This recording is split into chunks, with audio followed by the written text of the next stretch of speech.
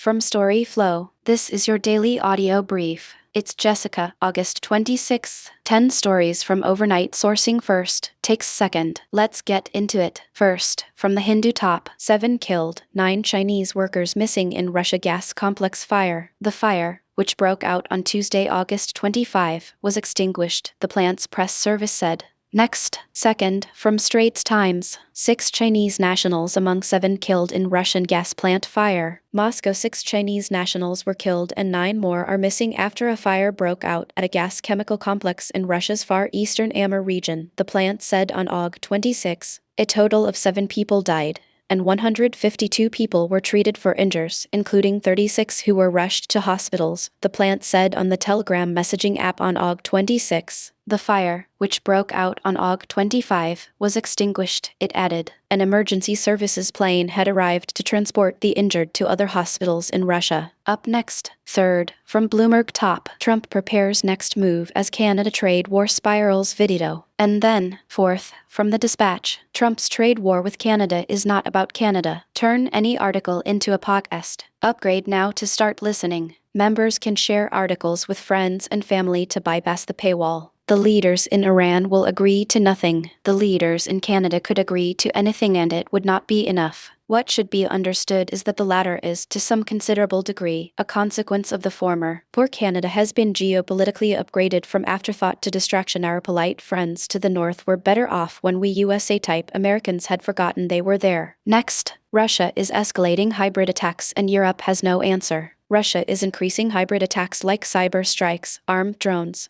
and arson against European countries supporting Ukraine, causing rising tensions and security concerns. Europe lacks a strong, proactive response and remains mostly defensive, encouraging Russia to test limits and escalate its campaign. European nations are preparing new sanctions and military aid for Ukraine, but Russia continues covert efforts to destabilize the West and weaken support for Kiev. Fifth, from Straits Times. Up next, sixth, from Straits Times, Swiss to vote on whether to tighten neutrality and peacetime cooperation with NATO. Zurich, Aug 26. Swiss voters will decide in a referendum next month whether to approve a more restrictive form of neutrality that would block their country from imposing economic sanctions or cooperating with NATO. And then, seventh, from Bloomberg top, Indian refiners widen oil search as attacks hurt Russian flows. Next, eighth, from Le Monde, en direct, Guerra en Ukraine, Les Dernières Informations. JavaScript is disabled in your browser. A required part of this site couldn't load. The incumbent Senator Dan S. Sullivan has condemned ex-school teacher Dan J. Sullivan, claiming he is running at the behest of Democrats to confuse supporters. Republican Senator Dan S. Sullivan will be joined on the November ballot in Alaska by a challenger with a nearly identical name from the same RTY, election officials confirmed on Tuesday, adding a twist to what is expected to be one of the most hotly contested races of the midterms.